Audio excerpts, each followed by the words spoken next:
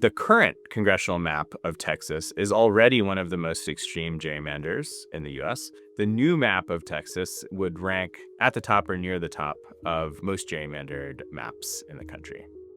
There have been various projections of what a fair outcome would be in a state like Texas if you were to just draw sort of ensemble of maps in Texas, subject to all the few constraints that there are, things like equal population, contiguity. If you do that, then on average, Democrats would get about 17 seats. That's one number for what a map might look like if you just totally removed partisanship from the process. This is a hot topic right now because it is somewhat unusual to do a mid-decade redistricting, especially when the idea seems to be floated by the president. In Texas, they already redrew the maps in 2021, and those maps have been in place for 2022 and 2024 elections. One clear drawback is by moving voters around from previously established districts into new districts, you're severing the tie they might have with their congressional representative. People who might rely on their member of Congress for help